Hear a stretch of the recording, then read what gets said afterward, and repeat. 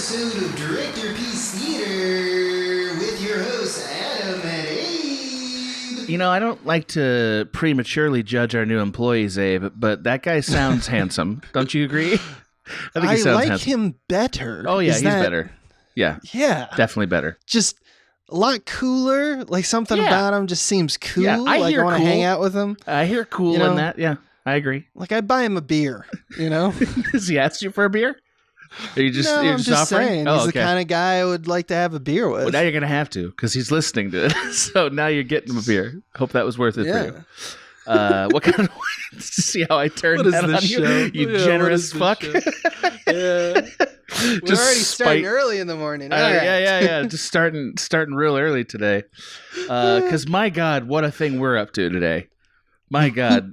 This movie, by the way, this is Directorpiece Theater, the show in which two former directors from Cracked and current directors from Indie Life, Adam Ganzer and my esteemed colleague. I'm Abe Epperson. Yeah, we're the director guys. Yeah, where we comment on, I guess what we've called pop culture movies, right? Like popcorn movies, and not the prestige movies you films. wouldn't expect. Yeah, or like movies that don't have an award or the prestige, one could say. Correct. We cover movies that have not as much prestige and explain why they're good or not. Yes. Yeah, and most specifically, what are the directors doing effectively or not effectively in this film? Mm-hmm. So we're outlining the craft of directing. And Abe, your challenge is daunting. I'm just going to say that right now. It is Can't a daunting wait. challenge. I'm excited.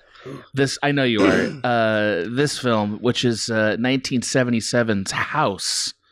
Yeah, or Hausu. Yeah, Hausu, a Japanese comedy, right?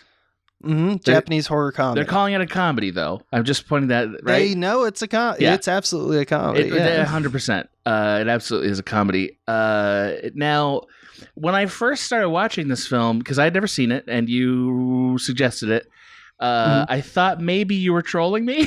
I thought maybe this is a famous Abe troll. That was part of it. That was honestly a part of it. Of course. Because doing a movie night recently, and we watched this film, and it had been a while since I'd seen it, and then I was like, you know what? I bet Adam would not like this movie. And that was the first thing, and I was like, it would be I have a lot to say about it. I think this would be great for Directorpiece. So I chose this movie. And here we are. Well, so it began with what might hurt Adam. I guess I love I that. didn't even mean it that way. No, I know it's very funny. Actually, I'm sorry to spoil your party. I did like it.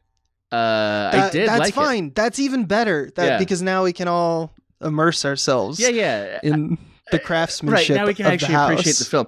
But I think at the outset, it's fair to say it's like on a spectrum from normal narrative to David Lynch film, right? Or like surrealist art or whatever. It's closer to David Lynch than a normal narrative. Would you agree with that? Yeah, actually Lynchian is a word I would very much use. I got some this. I got some Twin Peaks vibe the whole time I was watching it. For reasons. For sure. Yeah. For sure. The music all the way down to like the inexplicable scene work. Also, it does I've never enjoyed a thing being on a set this much. Like, I loved how much this was a set. Like, the whole movie was a set. Yeah. Like, it really thrilled me. Right. You can see all, like, they don't care. They just don't care. Right. They're not like, they don't have the idea, like, we need to make this feel like it's not artifice. Like, they're totally got rid of that idea. They're dipping into it. Yeah. That's the whole, that's actually my whole, like, thing. Right. This movie. I was going to deconstruct that a little bit because we don't see them all the time. Right. But we do see directors like Sam Raimi, Peter Jackson. A little bit, yeah. Who like to, even to an extent, James Gunn. Like, these guys all like to kind of tear down the walls a little bit, poke fun at the fact that it's a movie, not by breaking the fourth wall in like a Ferris Bueller's Day Off kind of way, but in a way where it's just like, this was clearly done because, I mean, just look how crazy this is. Right. This is just stylistically appropriate for the movie, you know? I would say Tarantino does it, but only for one reason, and that is to bring attention to the cinema he's aping. Right. I think the thing that I'm talking about, you kind of have to have a humor about yourself. Yes, I think that's it, right? Because you kind of have to be like, I'm not trying to make cinema. I'm trying to make a movie, you know? And there's something humbling and fun about that. I love that that's a great intro to this, because it's not, this person is not trying to make a film where at the end you walk away and go, huh, or even like, wow, that was fun. Like, I don't think any of that is the goal here. Yeah, one of the climactic scenes with the character who's named Kung Fu attempts amazing. to Kung Fu a house to stop it from eating her. Spoilers for my opinion, Kung Fu was my favorite of the characters. Kung Fu's the best. Yeah, Kung Fu's so great. Really great. And just every time she got involved, there was an excellent 70s inspired moment. They were all very good, and they're all really very good. Yeah, but it turns out it doesn't really work. You can't Kung Fu a house. They all of their names are some like definitions of them. Yeah, like character traits. Even down to they're passing the street at one point and they say like, all right, see you, Mr. Painter. Right. And you can tell that guy's a fucking painter. Yeah, he's a painter. He's a painter. Of course he's a painter. What's the name of the fucking... everyone's just doing their thing. It's not real. It's Looney Tunes. No, it's very Looney Tunes. What is the name of the watermelon salesman? Because that man is incredible. God. That man is he's incredible. A part of the house. Yeah, wow, dude. He's a hero. Just everything he's doing really brought a smile to my face. And it's great because it also pulls from like classic horror tropes as well, because he's very much that guy who's before the teens go to the place that will kill them. He's the guy who's basically, it might as well be a gas station, and he's the guy saying, don't go down that road there, from like South Park. Like, he's ultimately that thing, except they flip it on you, and like, he's like, the house is gonna get you, you're gonna get eaten. I love it. It's insane. But it comes from a place, and I kind of want to talk about that. And this place starts with Nobuhiko Obayashi, the Mad Matter, the director of this movie. It's a film about how, I think, it's a film about how love devours people in some senses. It's kind of a feminist film when you think about it. It's how World War II and the American bombing of Japan in 1945 left many widows, and some of those widows became ghosts. And those ghosts sometimes possessed houses. And in this case, due to the death of her husband in World War II, this woman's ghost lures young women into a house to eat them. In Japanese culture and Japanese horror, typically ghosts or demons are very similar, or it's like, I guess what we would call demons would be closer to what they call ghosts in this sense. She's essentially the house. The cats, the house, the watermelon guys, the house. It's all houses. So it's called house because whatever it is, devours them all. And I guess the idea is that because they don't have, as it's kind of explained by a giant head of Gorgeous, our kind of pseudo-protagonist, she devours unmarried teen girls so that she can have her wedding day, wear her wedding dress, and feel like youth again, I guess. And that's kind of like the relationship with the house and why it's murdering people. Did you think the film is, I mean, I know we don't want to talk too much about this, so I won't spend forever, but do you think the film is sort of trying to put the resentment of the loss of World War II onto like this new generation of kids who don't feel it? You know what I mean? Because like it has this weird intro. If you haven't seen it, I just want to describe it to the audience. Mhm. The intro is we meet these students. They're all, I guess, high school students, and they're all talking about what are we going to do for the summer? It's summertime. Everyone's got to take a trip. And Gorgeous, who is our protagonist for about 2/3 of the movie, is like, I'm going to take a trip with my father to our place out in some other place. Okay, great. Well, then Dad comes home with a new wife, and she's not into that. She's real bummed on that. Yeah. And so she writes her aunt. All of her friends have to go to her aunt's house, and her aunt is this widow who was legitimately widowed by World War II. Like her fiance died and she never got her life started. She was about to get married. He left. Right. He died. Yeah. So like she turned into a ghost. That plus the imagery to me suggested like this younger generation of, I guess, Gen Xers are like, don't know what it was like for us, and they're gonna pay for that. Is that too dark, you think? That I can see where you're pulling that from. Honestly, it's not that I disagree with anything you're saying, and it's not even that I disagree with like the World War II thing in general, which some people have documented. They say that the flash of the light of like that shows that this is Ghost. They talk about that being like an atomic bomb because it looks kind of like that from a distance. They talk about like when Gorgeous looks in the mirror, she's her face breaks, and then you see fire, and they talked about that being like a nuclear property in a sense. All that stuff, I kind of see it. It's relevant. It's mentioned in the thing. I really it's more that I think that there's an emphatic statement that's being made, and I think that kind of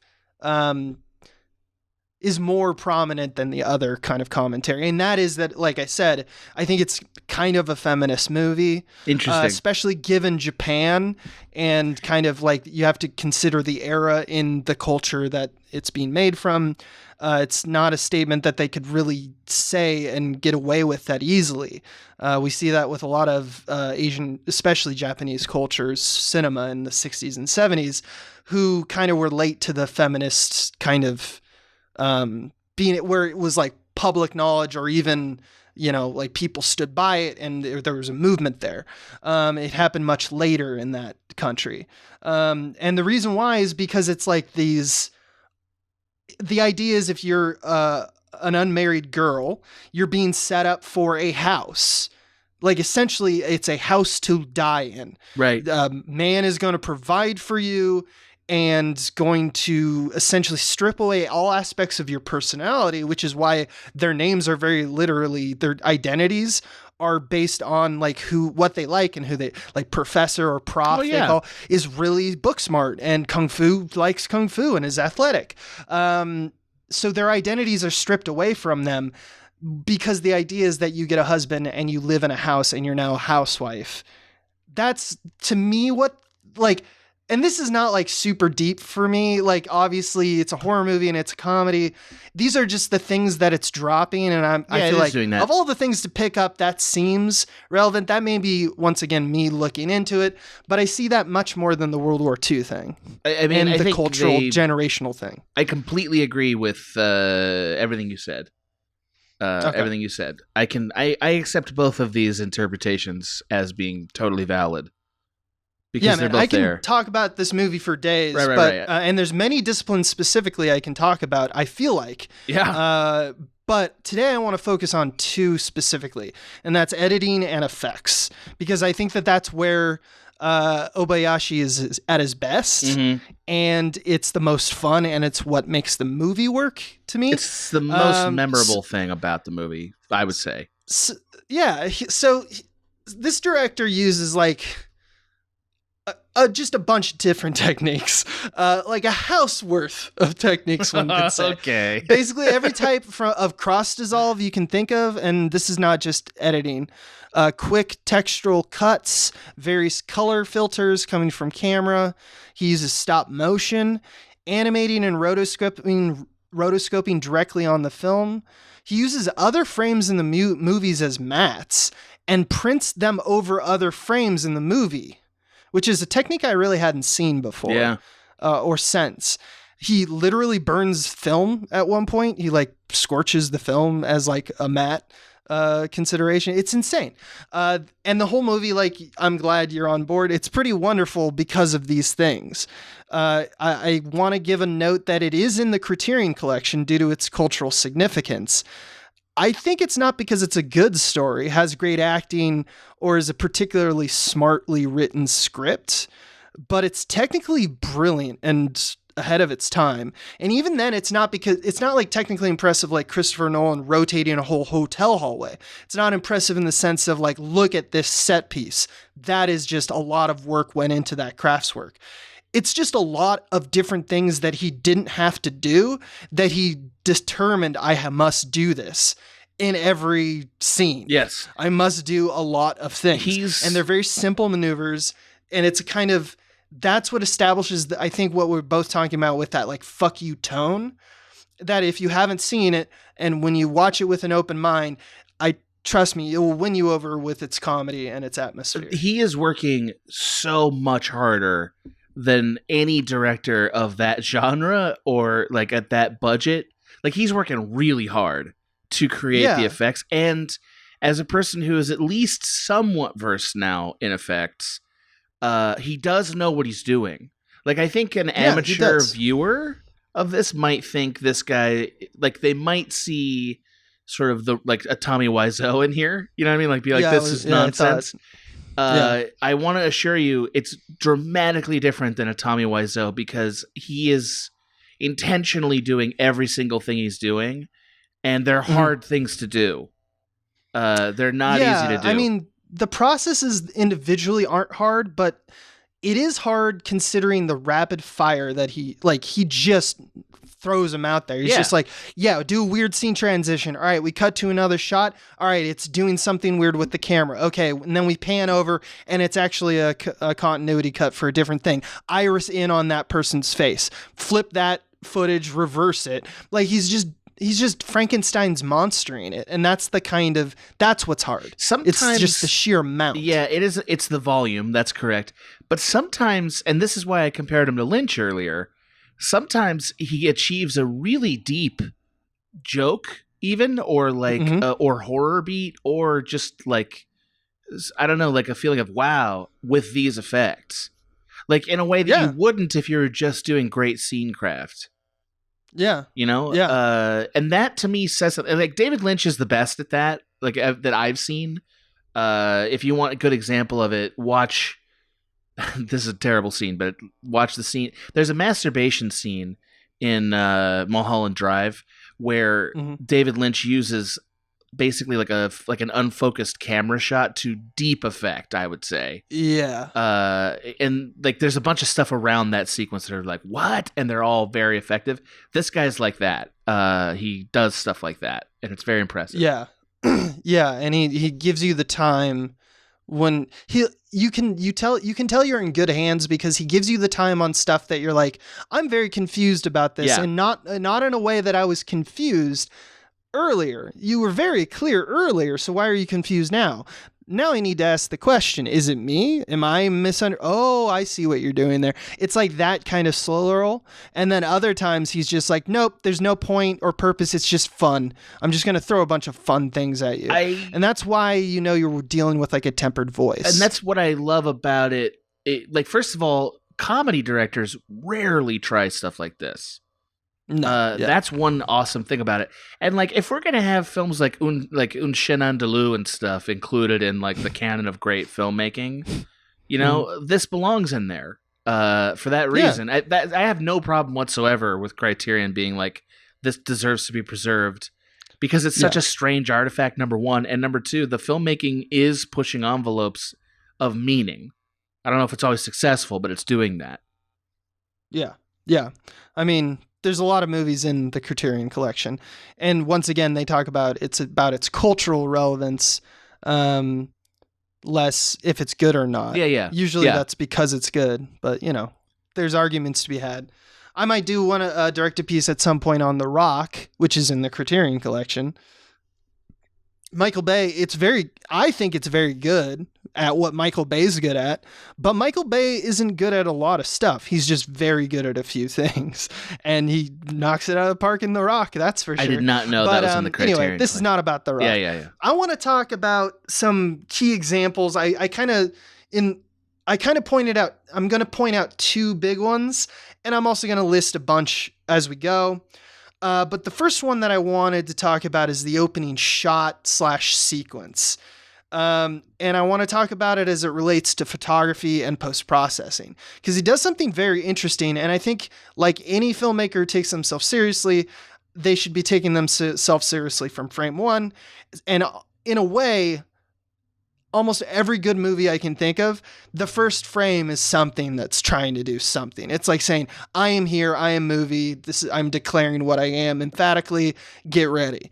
And because of that, I like to look at first shots, first sequences with a more inspective eye, I guess. And this one kind of passes that test for me, and I want to talk about it. So if you don't, obviously you probably haven't freshly watched this when you're listening to this or something like that. So let me remind you and set the stage. The first thing you notice when you watch the first shot is that it seems to be a very weird aspect ratio. Like it's taller than it is wide, but it's not actually. The borders of the frame are actually just dark at the very beginning. And slowly over the first 5 to 8 seconds, they slowly start to brighten. And then you're not sure what the border is. It kind of is blurry, kind of looks like an image itself, but you're unsure of what you're looking at. And then in the center of the frame, you have the moving frame, which is like a sequence of like a woman who turns out to be gorgeous. She's inside that vignette is like, it's almost ghost-like. She's lighting a match. The whole interior frame has this teal color, which was actually done with cyan filters on the actual lens. So that's not post-processing. That's more of just photography. It's a filter.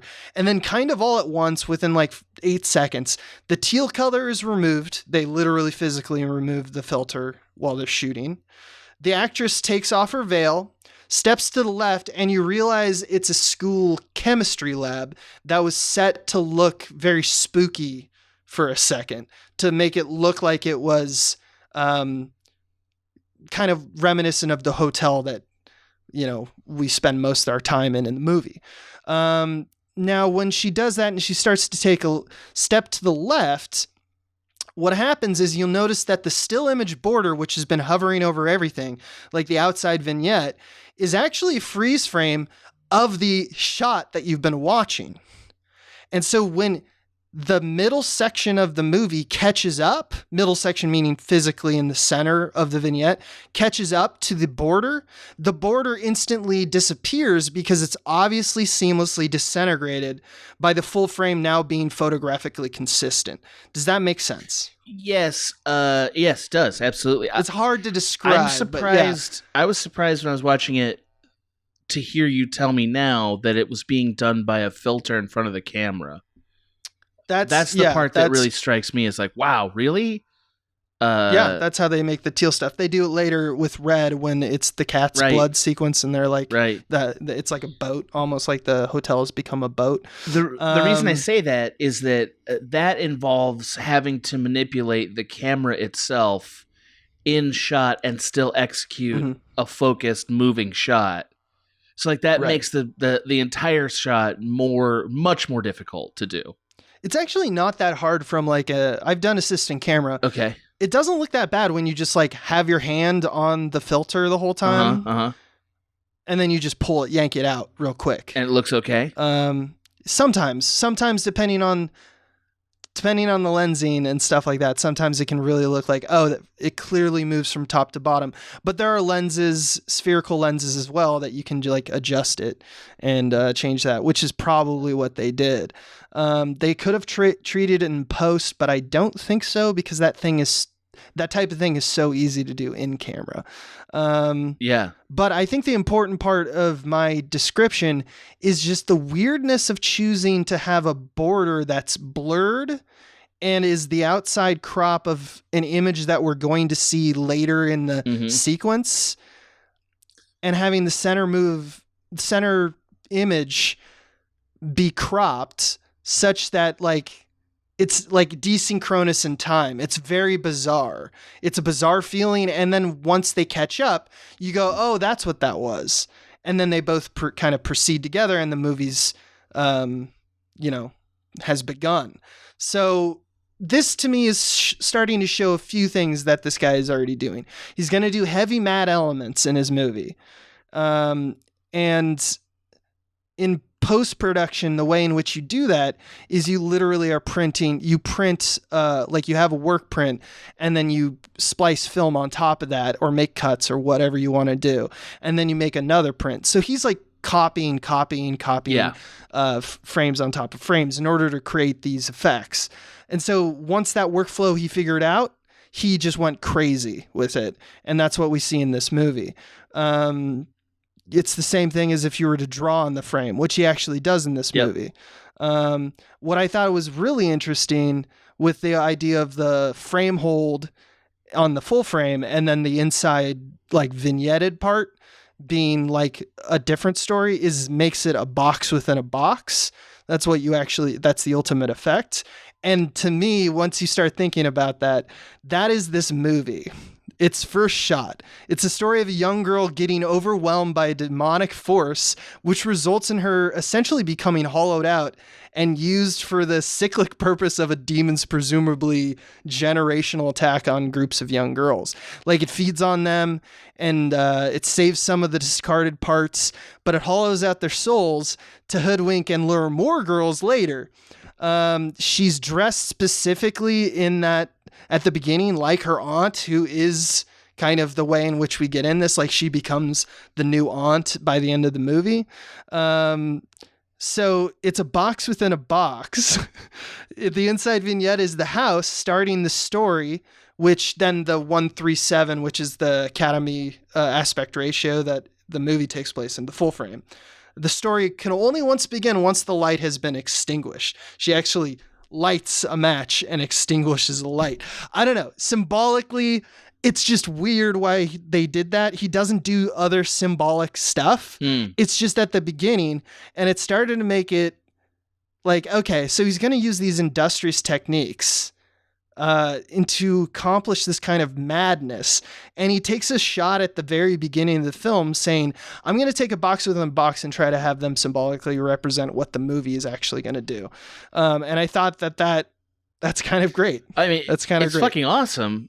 I think this is why some viewers are going to be like, what? Because it does make you feel like you want to know why he did it. First of all, like for an effect, it is actually a very arresting effect because you can tell that they pulled it off. Like it doesn't look like a weird mistake or like they just spliced some bullshit in. Like they pulled it off. No, it's intentional. Yeah. But you want to know why. And you want to know You're why. right. And like I found myself even just now as you don't get an answer. Not really. Not really. But I do want to come back to an idea about the new mother thing at the end. Because that may have something to do with this. So this whole... That's it. If you believe me or not about the symbology of it or some symbolism of it, that's fine. All I want you to take away really is the idea of cutting out a hole in frame and playing a different frame. He's doing stuff like that. That's a technique that he uses. And I want to talk about some other techniques. Absolutely. I mean, there's a movement in film right now to kind of play with the aspect ratio and like the mats. Mm-hmm. That's like more commonly like all being the way done from The Artist, Wes Anderson's Lighthouse, Grand Budapest, Fish Tank. Yeah, there's a lot of movies that are like, I want to do this Academy. They all use those films that I named. They all use the Academy ratio, which was like kind of the standard from the 1920s to like 1950s, because then widescreen became a big thing. But that's for a different podcast, and I can talk about the history of film, the history of aspect ratios that no one will find interesting. No, that's not true. Three people got very turgid just hearing that title. That's true. Yeah, 3 people. They really did. I want to talk about the transitions. Yeah. And there's so many different types of transitions in this movie. And one of the ones that he uses is that I think is great for a ghost movie. So cool because it makes the people look like ghosts, which is often he will have this scene transition where he has a frame hold, like he freeze frames, but then superimposed on that shot, he has the continuation, like it's like a 50-50 split, a continuation of the motion. So he has a frame hold, and then whatever else happened in, the next 2.5 seconds of the film. So it's like a freeze frame simultaneously played with a fade out, and the result looks like the movie just decided to freeze frame, but these wisps of the characters themselves walk outside themselves, and they look like ghosts, and it makes you feel like their souls are leaving their bodies. It's kind of a cool little effect. Yep. He even does it in dialogue scenes.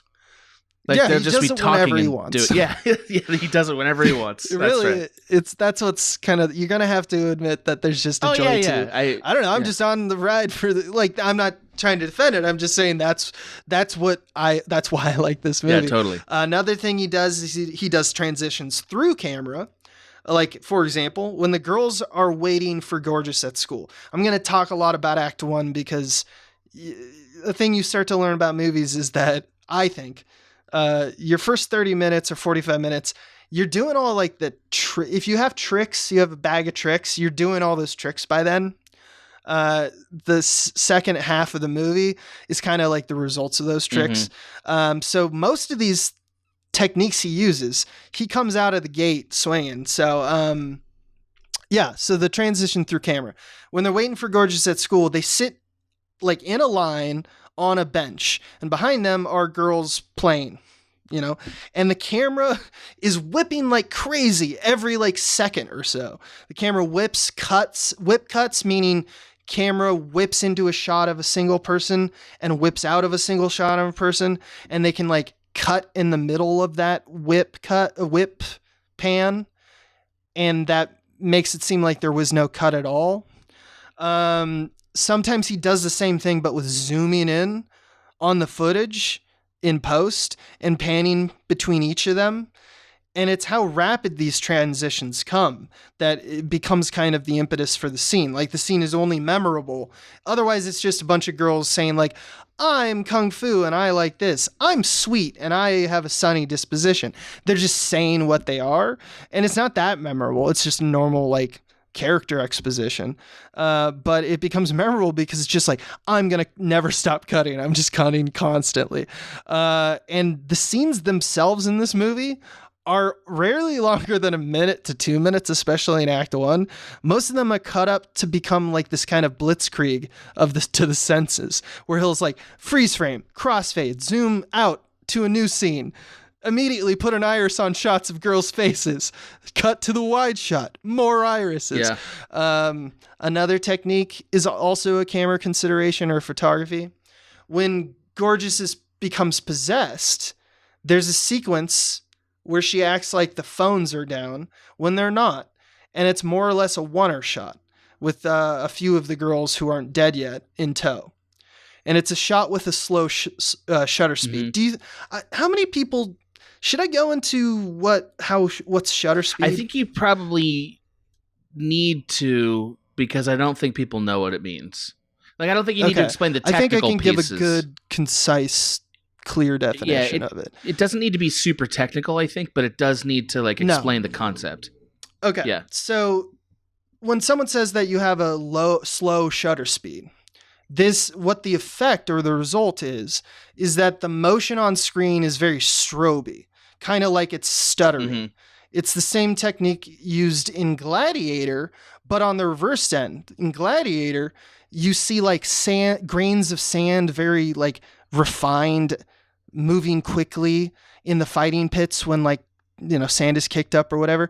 And that's the opposite side of the spectrum. That's dialing the shutter speed way up or I guess it would be down technically. That's tough to describe because we're talking about fractions. So bigger or lower, is the denominator. But like, so if you have a fast shutter speed, that's Gladiator. Slow shutter speed is what we have here. And what you're changing is how long the shutter, which is basically just a piece of metal or plastic that blocks light from hitting the film or sensor, I guess, if you're using digital cameras while it's open. Its real function is basically to quickly stop light from hitting the photo medium while the camera advances down the film strip, i.e. it's moving to the next unphotographed frame on the reel.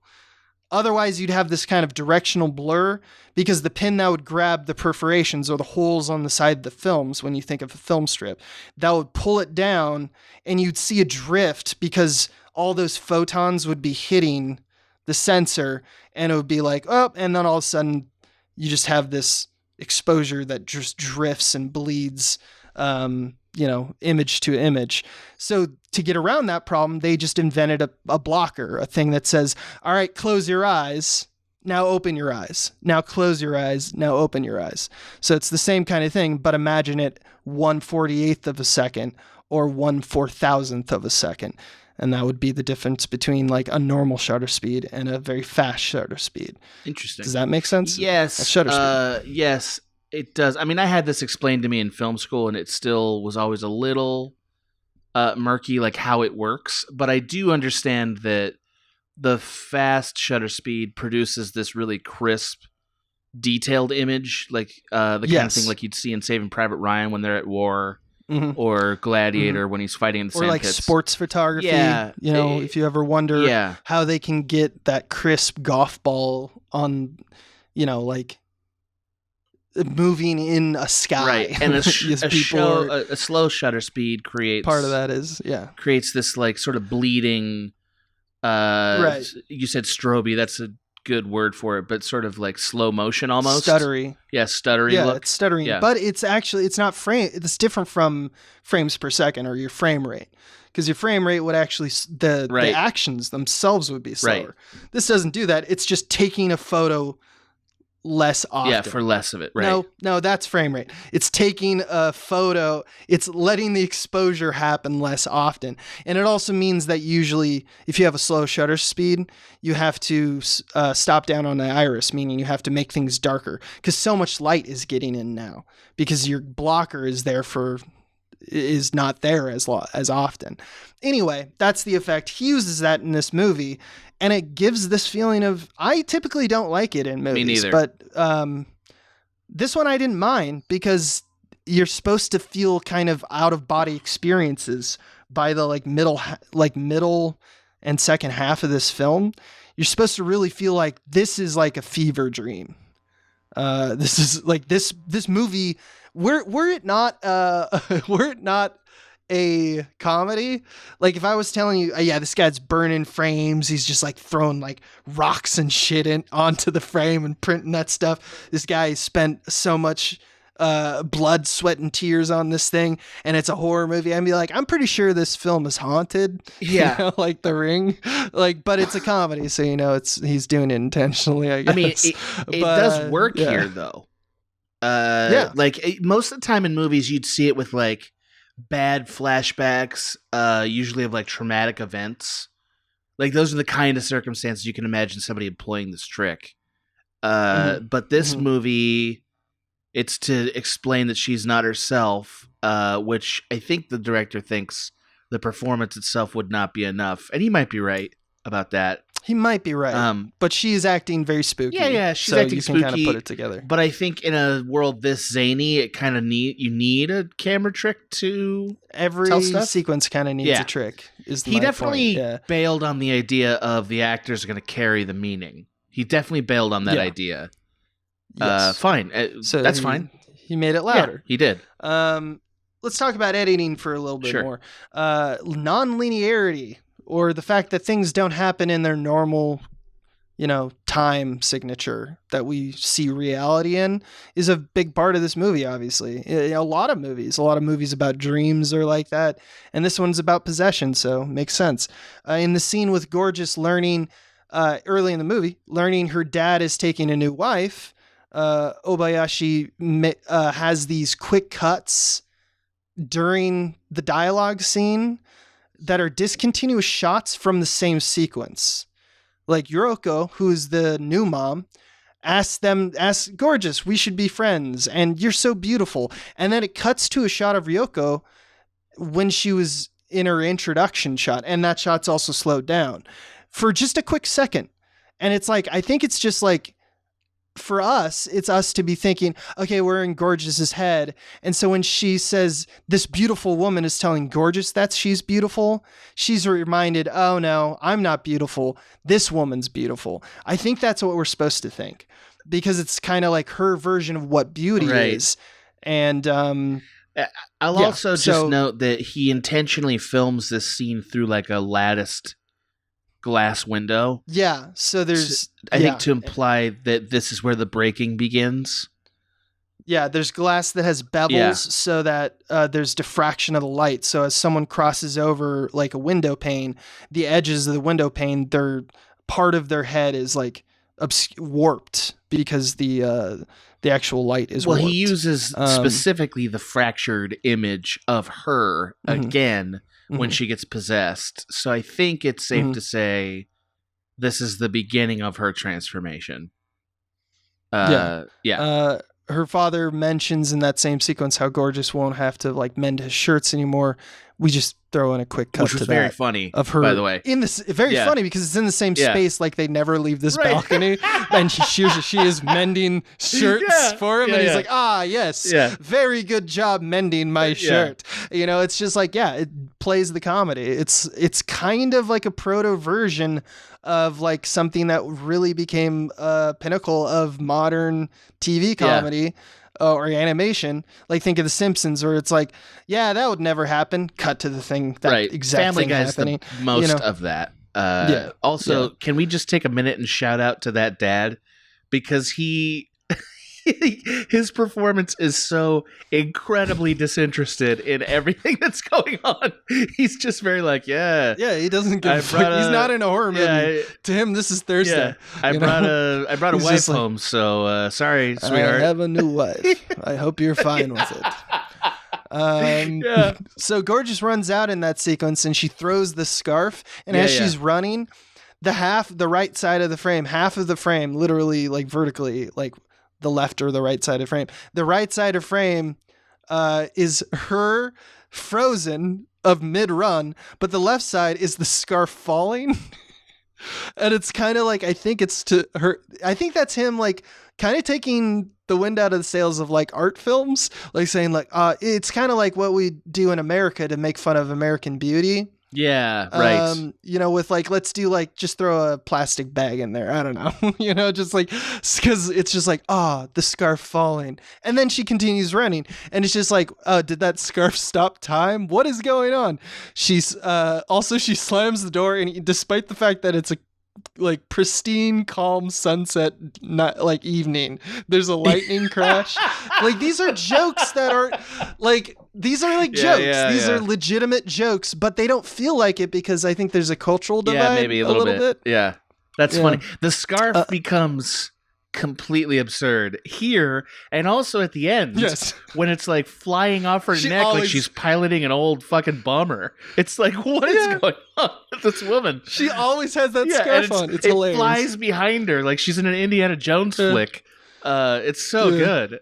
Anyway, I want to talk about another aspect of linearity in editing, which is that he uses continuity cuts, which a good way to describe that is if you ever seen Game of Thrones and you see that there's a sequence where Samwise is at the Citadel and he's eating a bunch of like, or he's eating, but all the maesters are eating like pies and shit. And it looks gross. They're super porridge and whatnot. And then it cuts to the bowls of their shit. And then because it's literally cutting from like a bowl to a bowl and the stuff inside looks similar, it's like you don't know if they're eating the shit or like it's blending those two thoughts. And so in this kind of and that's just done by cutting to a very similar composition usually. Obayashi cuts from one day to another at the end of this sequence. That's a close-up of Gorgeous. She decides randomly to spin around. I guess she's just having a good time. And there's a cartoon spin sound and a crossfade. But when we zoom out, her clothes are completely different. The lighting's the same. This happens with Yoko at the end of the film when she comes to the house to check in on the girls, despite the fact that they're all dead. And they take a close-up of her driving, and they use that same thing to cut and then pull out. Oh, no, she's at the last leg of her journey. And now she's like traveling through the woods. So it's just these kinds of things that are like kind of, I think, meant to be red herrings. It's to kind of signal you as the viewer as like, all right, this is no longer reliable. Yeah. Sometimes it's going to be a movie that I'm supposed to believe proceeds like a movie normally would chronologically. And sometimes it's just going to do whatever the hell it wants to, and you just run with it. And it's so important to set that up early. It does make you release the need to understand every little thing. The movie trains you to do that. This is one of the ways it does that. But I would argue, not against you, I think we agree, that the movie is very clear about what actually happens. Like, I think I don't think the movie's ever ambiguous about what actually happens. Do you?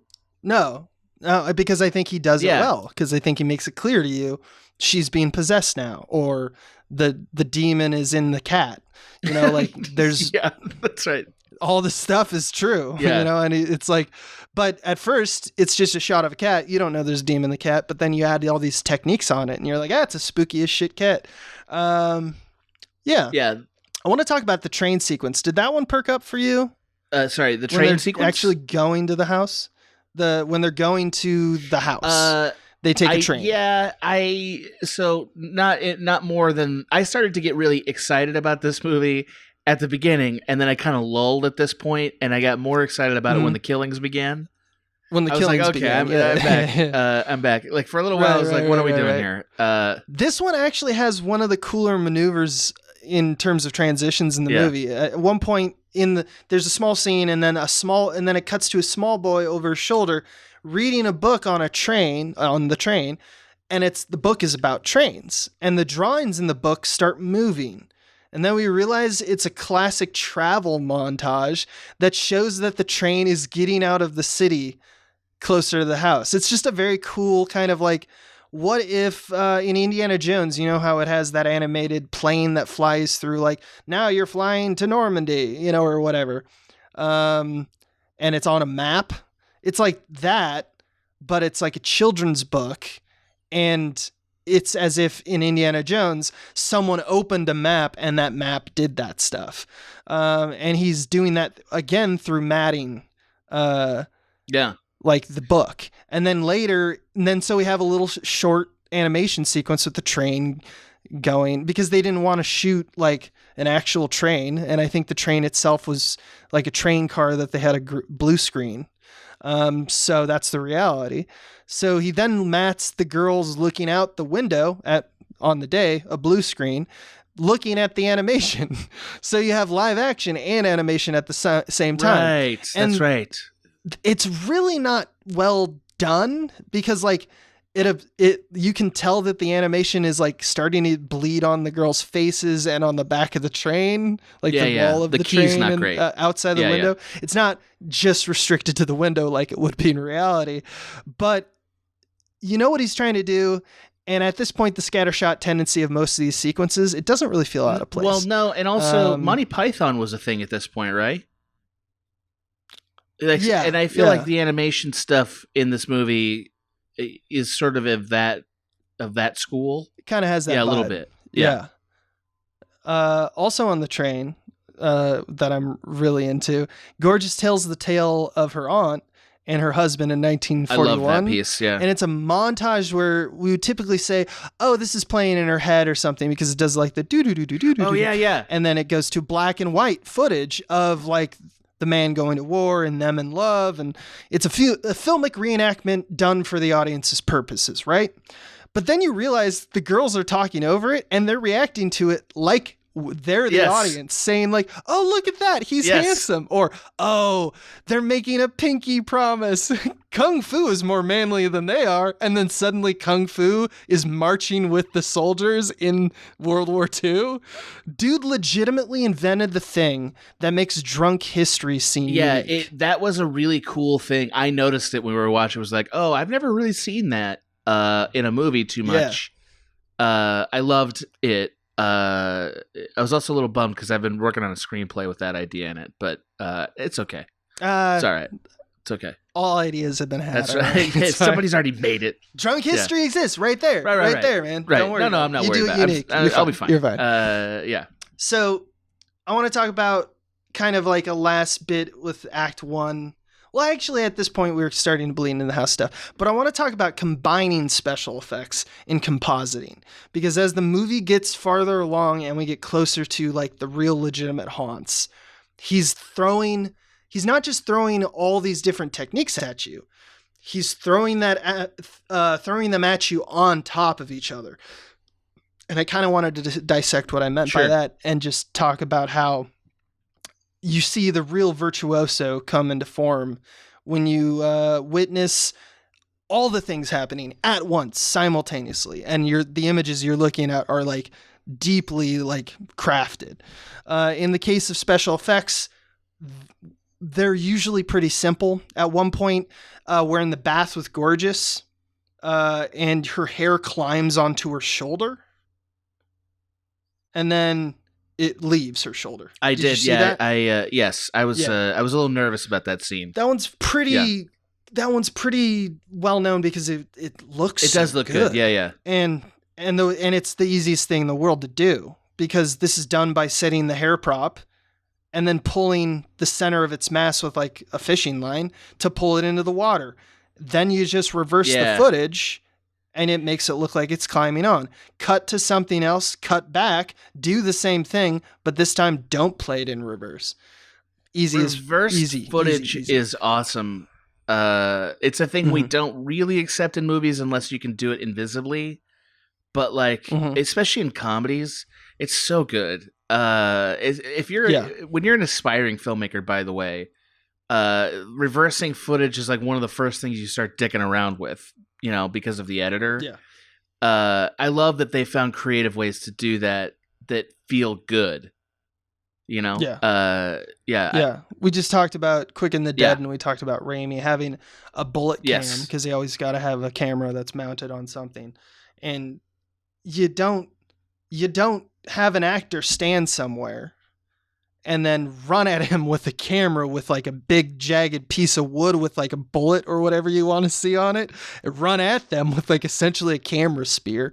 No, you start recording, you're right at his eye, and then you run backward, and then you reverse it in post. It's just simple considerations, and now you made your day a lot safer. It also feels less...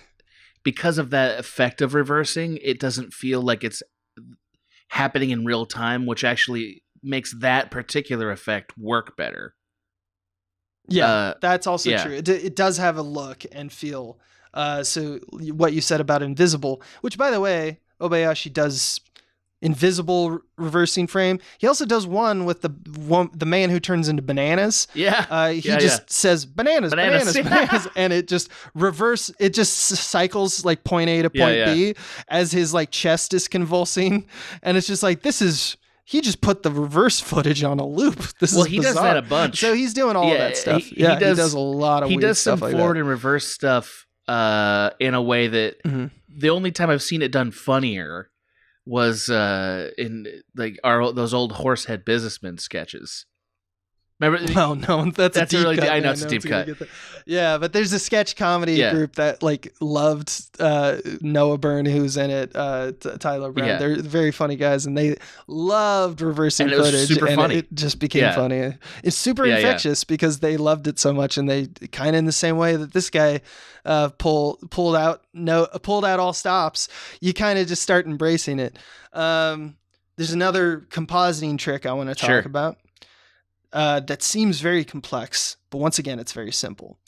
Before Gorgeous becomes possessed, she looks in the mirror and it cracks. And then in the reverse shot, her face starts cracking. Yeah. And what is beneath the cracked face is footage of a fire. And so it looks like she's on fire, but under her skin. This is literally breaking, the way they did this is literally breaking small shards of glass, placing them the way that they wanted it to end up in frame, and then frame by frame taking a razor blade to the film strip and animate cutting around the shards like tracing paper. Then the compositing of those frames, you just composite them on top of footage of a fire. In the wider shot, and that's just like a simple trick. Looks kind of cool, right? Really cool. It's just done with a razor blade and just a little forethought. In the wider shot, you see her full body, and it's drawn on the film. You no longer see the flames. It's drawn on the film itself. The reason I included this one is that he does this a lot as well. Much in the same way that a lot of movies did, colorization at the very beginning of color movies, before there's color film, would literally draw on frame and just like treat it like a 2D animation, like Disney would do, where they're like, yeah, they draw it and then they, do all the coloring after. They would do that literally frame by frame from some movies. It's D.W. Griffith, yep. I think he actually got to that point. Yep. So it's like any cell animation. He does that in this film with the piano keys coming alive. Like some of the keys are different colors, like blue or red or whatever. And that shows that it's being possessed. So now I want to give a third example where it's both techniques in one series of shots. You fucking genius. And the way they did that. Love it. And one of the examples that does that is Mac's decapitated head coming out of the well. In the wide shots, it's a prop head that they attach to a fishing line and move it around. On the closer shots where she bites Fantasy, the actress was painted chroma color, in this case blue, and keyed out. So she's just a head. This is how they did the sequence also with Melody being dismembered by the piano. And this is the one I really want to talk about. Because this one, and maybe Kung Fu's fight sequence where she kills the cat and is then eventually eaten by a lamp. Yeah, those are amazing. And her legs come back and kill the cat.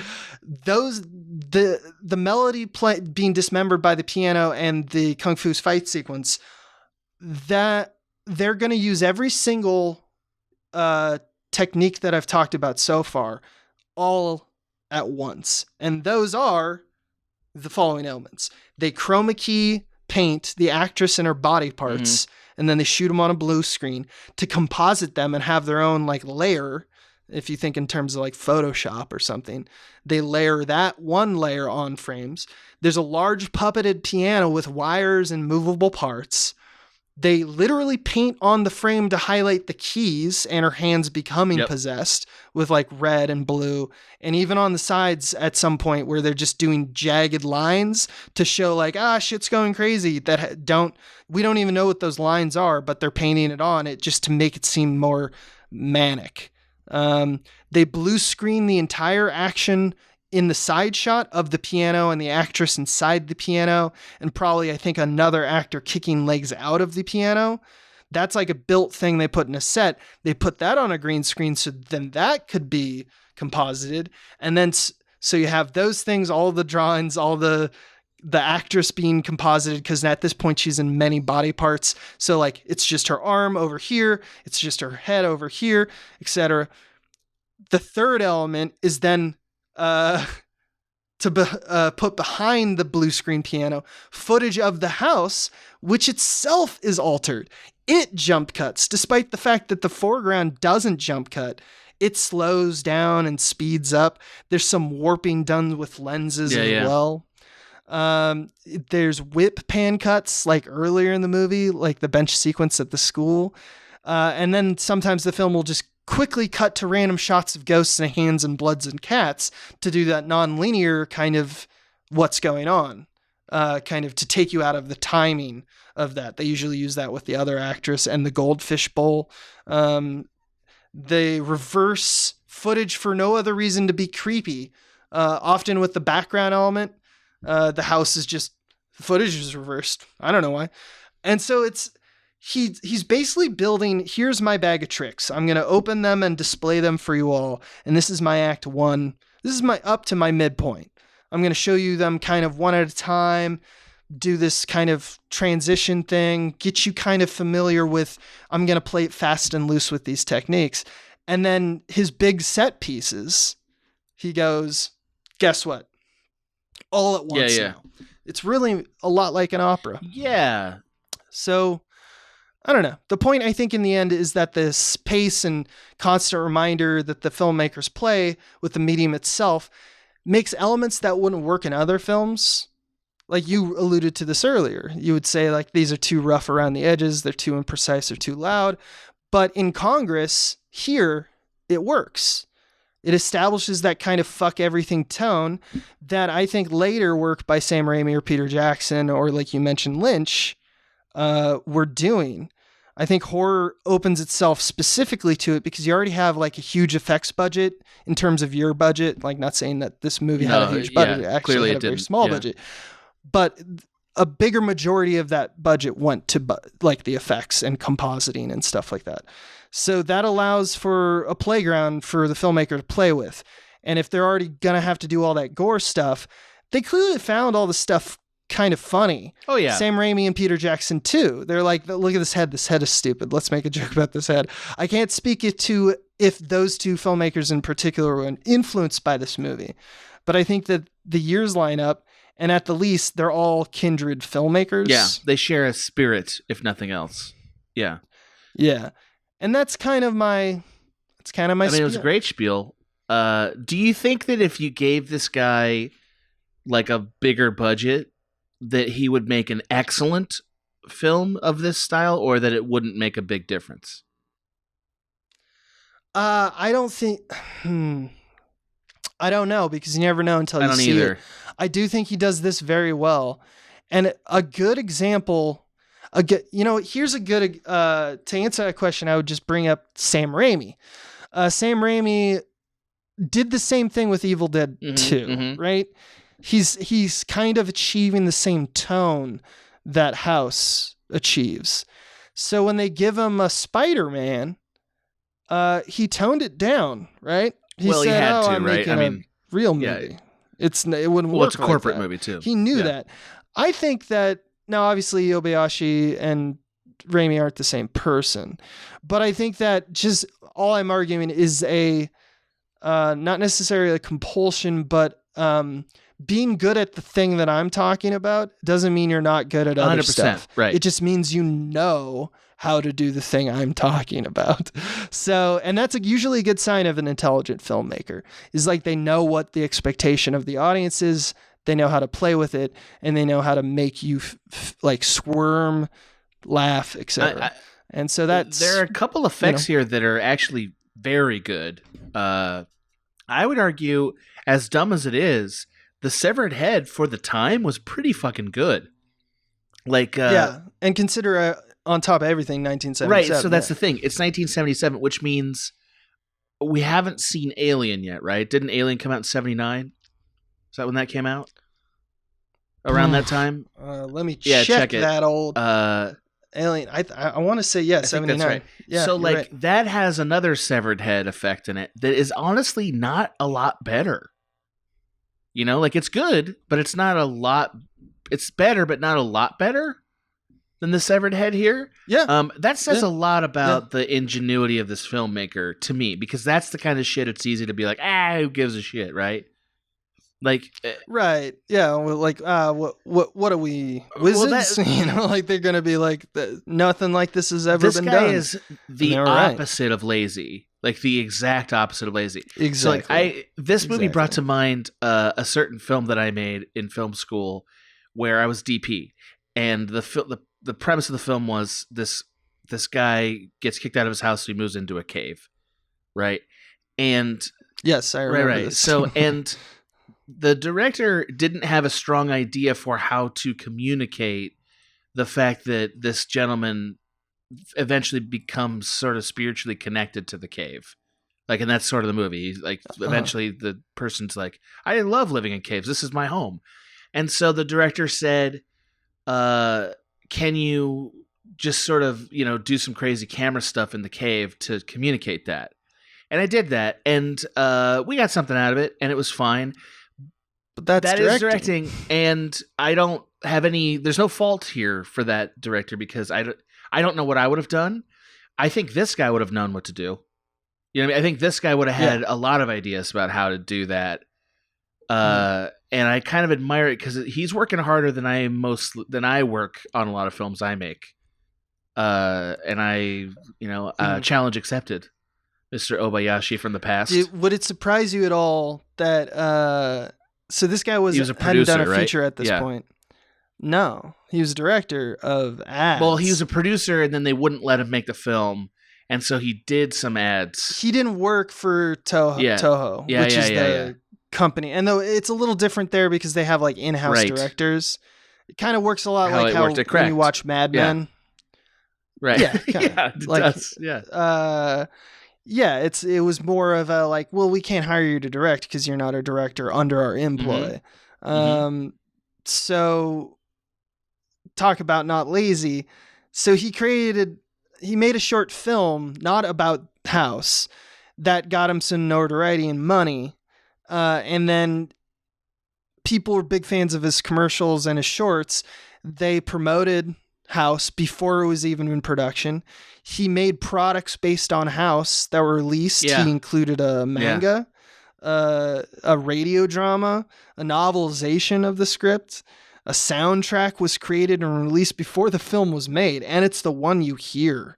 In fact, during shots, he'd sometimes play the music while filming to get the actors into the tone. And so this guy's working overtime before the movie starts. Hard. Yeah, which is how you do it. I'm really impressed with the effort here. Very impressed with it. I don't know what to say about his clarity. I don't know. Like, on the one hand, I don't think he's unclear, and I think he's remarkably clear given how he's chosen to tell this film. But on the other hand, what he chose to do with the film is sort of a very small portion of directing and not the other stuff that is equally important. Like working with... Yeah, he's kind of nutty, too. Yeah, I'm not surprised by that. For example, it kind of surprised me that he worked with no storyboards. Oh, what? Which... Wow. Yeah. How? So did he do it all in post? Exactly. He's kind of just a madman. madman. Did he fuck around with it in post? Is that what he did? He just fucks around with it. He reminds me, it's kind of like how I worked when I didn't know how films were made, like in college. Yeah.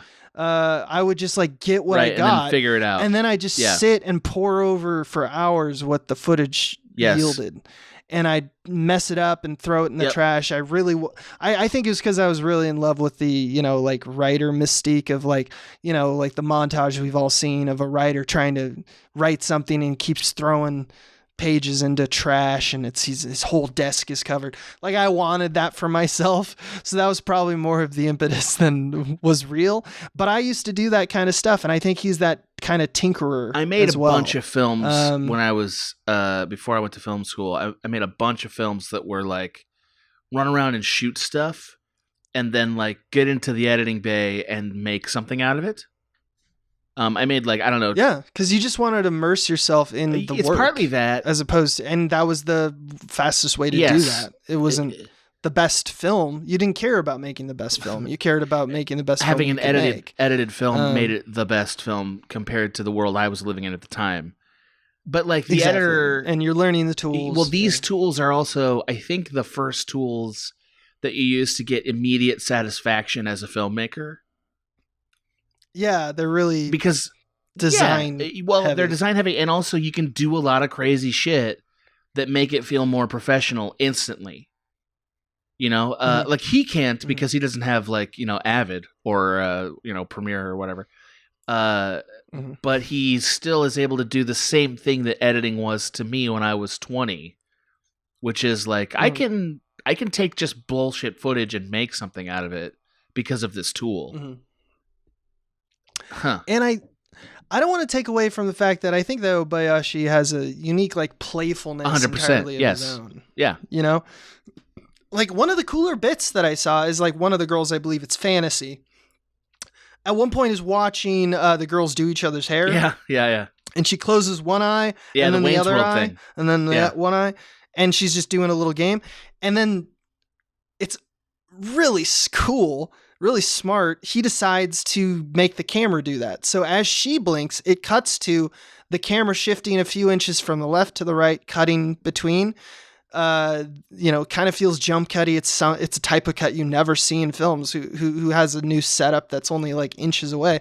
It looks more or less how like it looks when you do that. Right, it's Wayne's World. When you close Wayne's one World eye, used that, and but they Wayne's did World. it for jokes. Yeah. This guy did it in more of an intimate sort of scene way. Like, oh, they're just girls just having a nice day. At the end of the day, they're just innocent. Yeah. There's a transition which I want to call out because it has nothing to do with craftsmanship. Is it the it's owl? Just is it funny that fucking to me. owl? I The love fucking the owl. owl is so funny. Yeah. So when you're watching this movie, people, watch for a transition when they arrive at the house with this random owl that flies way too close to the girls at the end of the shot. It's a wide shot. I think Melody is the only one. She has the camera. Or maybe it's Fantasy has the camera, but just goes like, look, because there's an owl that just like swooped away, and the rest of them have no clue that it just happened, and then the film just cuts to the next sequence. It's just like, what? What is this saying? I have no clue. It's just really funny to me. Every time I see it, I go, "Oh!" creepy, but it's completely hilarious. Like just entirely hilarious. Yeah. Warms my heart. That was the best pure joke, I thought. Actually, again, I can't sing enough of this person's praises. Watermelon Man was pretty incredible. Watermelon Man, he was pretty funny the whole time to me. I thought Kung Fu's Kung legs Fu. getting back from hell and finishing the job was really funny to me. Because it's literally she's in this like nebulous hell space. Yeah. And then her legs go like, oh, hell no. And then it moves out of the lampshade and hits the cat. And the cat goes, Rah! Yeah, the Kung Fu is great. She needed a sequel. Hope she got it. Don't know. Not going to check. One thing that I just want to call out for being like actually very impressive is the transition from them being in the house to the house becoming made on like a river of blood, basically. Like that transition into where it like separates. where it separates. The that was panels. Really effective. That was really good because you don't think. Then you start to realize as the set's coming apart, it's losing its integrity, and then you realize that it the whole thing's on water. It was really impressive. So they made something that essentially were like, all right, let's put a bunch of water, like make a house facade, and then like let's just knock out all of the things that are keeping the house in place and see what we get. And they nailed it because it like separates and rips apart. And then before you know it, they're on like a boat. Right. They're on like essentially driftwood. Yeah. Like a floor tile that was basically driftwood. I'm pretty sure they must have had divers down there. You have to. That's just safety. But like, I just like as an artifice, like, so it's so funny because most of the artifice here is like is so overt that you don't think about it as being like tricking you. It's more like, oh, that was cool. This actually worked like as artifice. It was really well done. Yeah. It's one of those moments where I was like, maybe this guy would be amazing with $100 million. Like maybe if you gave him $100 million, he would do something really incredible. I think he might. Hard to know. Because again, like some of the great directors don't really talk to actors. You know, like Spielberg's kind of famous for not talking to actors, right? Like he basically only drops in when something's not right. Otherwise, he kind of leaves it to them, is what I've heard. I mean, he rehearses pretty intensely. Okay, I've heard mixed reports on that, but I don't know. I've heard that of Bay more often. That also makes sense, right? Like he's got so many technical things to think about that.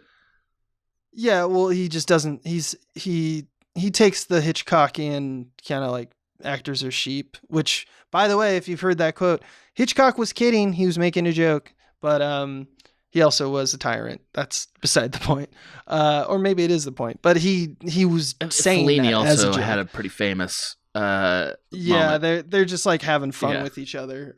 Fincher does that a lot too.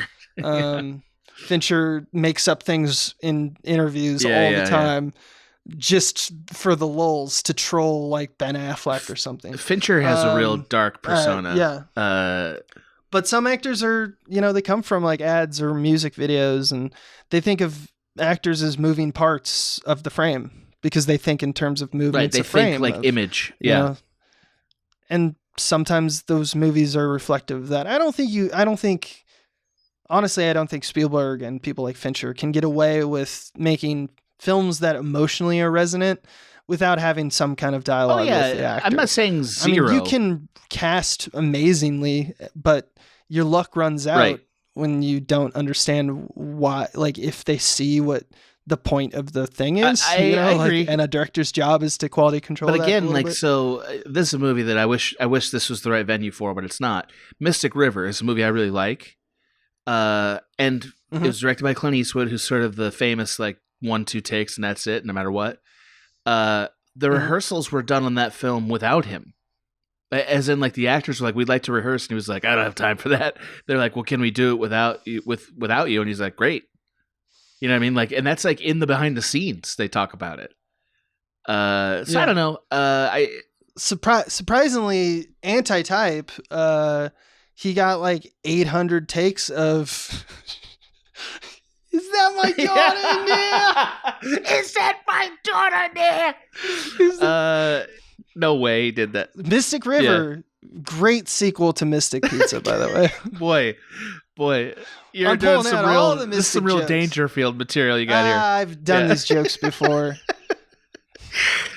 Never get tired of them. Never get tired of them. Never get tired of them. I only got this two is a great jokes. movie. I'm glad you made me watch it. I'm glad. Me too. To like, just know for the future, I do like weird stuff. I knew that you were going to see the Lynchian parallel, and I was like, I bet he'll like it. I just thought it was going to be a waste of your time because it's like a horror. I like horror comedies kind of deal. I like. Really, I thought that you don't like campiness. I don't like things that are. So, well, again, and we're drawing this conclusion from the Gamefully Unemployed Friday night movie thing, which is, if you haven't gone to that, you might want to throw a couple of bucks Dave and Tom's way because they run a great ship over there. In general, because they're watching movies they're not artistic weird. They're not like well-made dumb movies. They're not well-made dumb movies. That is a category that I don't enjoy watching. A lot of people love watching that stuff. I don't like that. I'm like, no, I'm mad that a person got paid to do this because that's all I want in the world. Like seriously, I know it's judgy, but it's true. I'm just like, give me money. I will make a better movie than this. Like, let me try it. That's what it all stems down to is my fucking ego. So sorry. I'll take all the trash, man. You love it, yeah. Why do you love it so much? I love movies. I do too, but I don't. I thought about this question for a long time, and I think that's just the truest answer I can give to that question. Like you just, no matter what it is, if it's a movie, you love it. I always find something to. There are movies I get angry at. Like Stealth. Didn't see Stealth. Like, I just don't... Like, there's so many good pieces of content that have been made that I don't... I resent watching stuff that is not well made when I could be watching, there's 100 movies I haven't seen that are awesome, I'm sure. Or maybe thousands. I don't know. And it's like, why am I watching, Stealth? Movie I haven't actually watched. Or the most recent Robin Hood. It's like, how many Robin Hoods have I seen? And this is... I think sometimes it makes me appreciate more the good ones, too. There's truth to that. And, like, it's a social thing, really. It's like a reminder. I don't do it all the time. I'm not, constantly watching Stealth. not full Stealth all day. I'm not 100... Look, I'm not Stealth 100%, right. Okay? Who am I to, again... We can move on. I'm not right. I'm just saying, I would prefer to watch the greats and to learn from them and to take their sweet tricks and make them mine than, watch a movie that I think is not that great and feel frustrated I mean, again, it's all ego stuff. Just watch a movie that is not that great when I feel like there's nothing of value to me in this other than it's people worked hard on it and good for them, Well, it sounds like you found something great in I this. thought there was a lot of things that are great about You this. found it a little great. I like this quite a bit, actually. I'd give it like a 7 out of 10 on the Adam liked it meter. Yeah, I really liked it. Yeah. And I hope you in the cheap seats found this podcast at least 7 out of great. 10. At least 7. Yeah. Maybe we're like 7 out of 10. Maybe we hit a C on this. Yeah, so maybe give us a like and subscribe. Yeah. Maybe throw a like our way. And Maybe subscribe to the channel. You get to hear more content just like this. Is there a bell? I don't think we do the bell on YouTube. I don't think podcasts have bells. This will be on YouTube they have at bells some on point. YouTube. So check that out, I guess. Someday I'm going to tell you about when I was working for a major content farm, an argument that I heard, a heated argument that I heard between like a CEO and an executive about how they were going to notify the audience about the bell. Like it was very heated. You gotta tell them about the bell. We gotta have it in the first 10 seconds, or they're not gonna click on it. It was like, whoa, dude. It was amazing. Dude, the guy majored in bell. You gotta let him win that one. He was a bell He gets it. He gets the bell, man. Yeah, he knew. So yeah, listen to the guy. Listen to the guy. And you. Me. Click the bell. That's enough. All right, that's an episode. Yeah, that's all anyone's got. Hopefully next episode we'll find out what's happening with this new guy. I'm very excited. Can't wait to see how this resolves narratively. I know. Mm-hmm. That's enough. All right, man. Good talking to you. God, so beautiful. So beautiful. And that's Houseu. By the way, I think they named it House in English because I thought that was part of it, right? Oh, they did. Yeah, that was the thing. That was because it was like controversial or taboo or something. Yeah, it's like because people are like house. That's weird. What kind of title. word is that? Yeah, don't even. What is that word? Kind of sounds like words we have. It's not that word, and I guess it worked. I don't know. We watched it, so somebody approved. Someone approved, but we weren't the audience at that or time. have we always been the audience, Abe? Haven't we always been the audience? No. Well, this thing's kind of been a cult. Yeah, I can see exactly why. I can see exactly why. Mm-hmm. We're done now, right? We've been I think done. So. I think we got that last little bit of tidbit in there right at the end. Sweet little, just like tip of the tidbit. You Columbo'd the shit out of this ending. You got a tip of the tidbit. Just one more question. One more thing. What would you say it all means, Abe, before we go? Just before we go, and that's an episode. This has been a Small Beans endeavor. We're a bunch of pals who make podcasts, sketches, music, web series, and movies. The beans always have new ideas percolating, so make sure to check us out at patreon.com/smallbeans. That's patreon.com/smallbeans, where you can browse all of our current and past content, see what we've got planned in the future, and learn how your support can help the small beans grow into huge giant monster beans. If you enjoyed this content module, please like, rate, subscribe, or tell a friend about us. We love you.